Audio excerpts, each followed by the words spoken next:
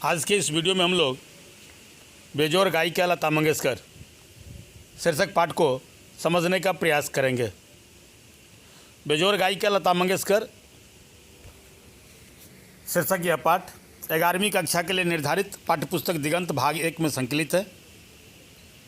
इसके लेखक का नाम कुमार गंधर्व है। कुमार गंधर्व 20वीं शताब्दी के उत्तरार्ध में भारतीय शास्त्रीय संगीत के एक महान गायक वो संगीतज्ञ थे। इनका जन्म 8 अप्रैल 1924 को कर्नाटक के बेलगांव जिला के सुलेभावी नाम के एक गांव में हुआ था। कुमार गंधर्व का असली नाम शिवपुत्र कोमकली था।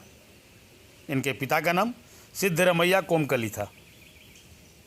सिद्धरमैया कोमकली मठ के प्रधान एवं शास्त्रीय संगीत के स्वयं भी एक गायक थे।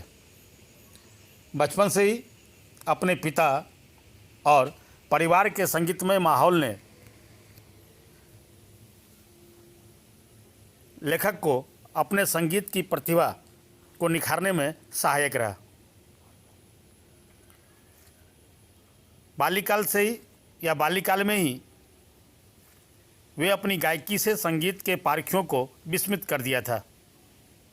उनके इसी विशिष्ट गुणों के कारण गुरुकुल स्वामी ने उन्हें देव गायक गंधर्व कुमार का अवतार बताया था। तब से ही शिवपुत्र कोमकली कुमार गंधर्व के नाम से जाने जाने लगे। वे प्रसिद्ध संगीताचार्य प्रोफेसर B.R. देवधर और प्रसिद्ध गायिका अंजनीबाई मालवेकार से विधिवत संगीत की शिक्षा भी ग्रहण की थी, या उन्होंने संगीत की शिक्षा ग्रहण किया था। 1947 से लेकर 1952 के बीच वे काफ़ी अस्वस्थ रहे, लेकिन अस्वस्थता से उबरने में लोक संगीत के प्रति गहन आकर्षण ने अंततः उनकी मदद की। कुमार गंधर्व गायकी की दुनिया में हमेशा विवादों में रहे। औपचारिक रूप से ग्वालियर घराने से आने के बाद भी वे संगीत और गायकी को किसी घराने तक सीमित रखने के पक्ष में नहीं थे। कारण उनकी मान्यता थी कि लोक संगीत से ही शास्त्रीय संगीत की उत्पत्ति हुई है। इसीलिए लोक संगीत को नैसर्गिक मानते हुए उन्होंने कहा भी था कि लोक संगीत से जुड़कर ही शास्त्रीय संगीत स्फूर्तिमय बना रह सकता है। लोक संगीत के आधार पर उन्होंने अनेक नए रागों की खोज एवं रचना भी की थी, जिसमें अहिमोहिनी, मालवती, निंदियारी, लगन गंधार, भावमत भैरव, सहेली तोड़ी आदि प्रमुख है। इनकी अन्य प्रमुख कृतियों में अनुपराग विलास विशेष उल्लेखनीय है। कुमार गंधर्व के बहुमूल्य योगदान के लिए उन्हें पद्म भूषण एवं विक्रम विश्वविद्यालय उज्जैन, विक्रमशिला नहीं, गलती हो गई, आप उसको सही कर लेंगे, विक्रम विश्वविद्यालय उज्जैन द्वारा डीलिट की उपाधि सहित अनेक सम्मान से भी सम्मानित किया गया था। इनका निधन वर्ष 1992 ईस्वी में हुआ था। क्लियर?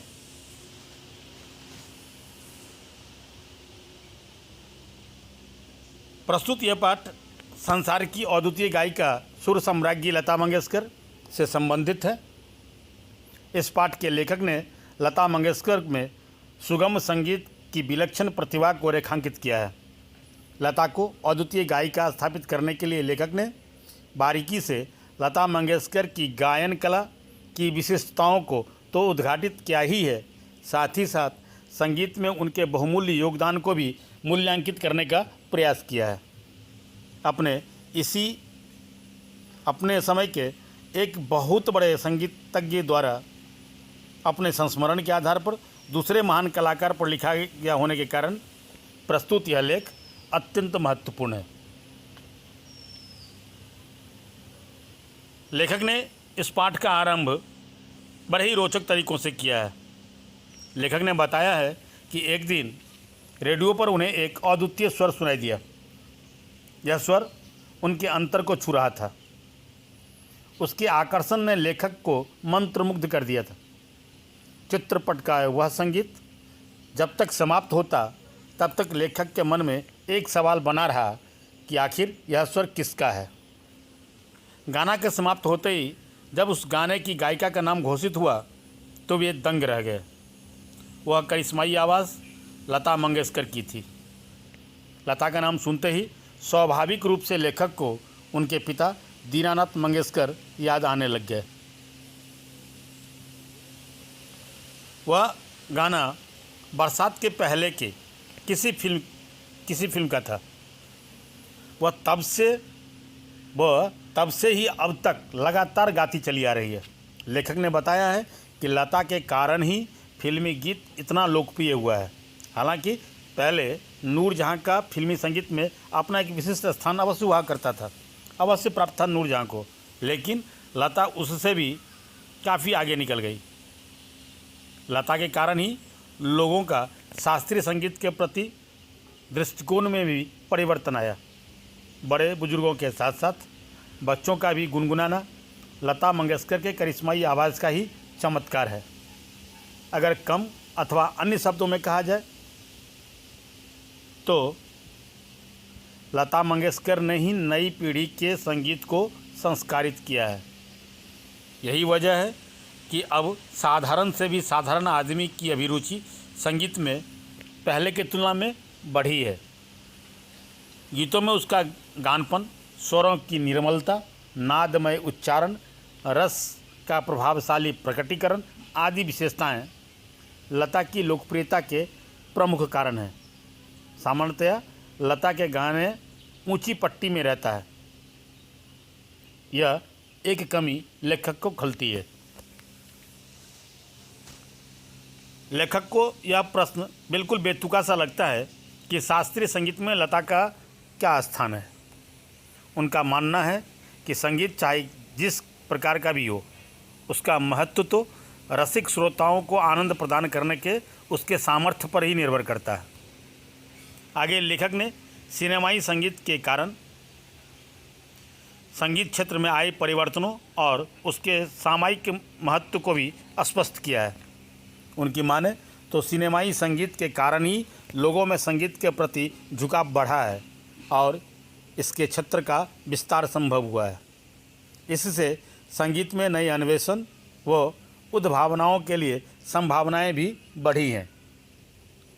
मतलब लता मंगेशकर न केवल भारतीय संगीत को पूरी दुनिया में स्थापित किया, बल्कि विलक्षण गायकी से लोकप्रियता के सर्वोच्च शिखर पर स्वयं भी स्थापित हुई हैं। लता के गीतों को सुनकर मुग्ध होने वाले प्रशंसक सिर्फ देश में ही नहीं, विदेशों में भी हैं। यह हम सबका सौभाग्य है कि वह हमारे देश और हमारे समय की है। तो ये थे 11वीं कक्षा के लिए निर्धारित पाठ्यपुस्तक दिगंत भाग 1 में संकलित बेजोर गायिका लता मंगेशकर शीर्षक पाठ।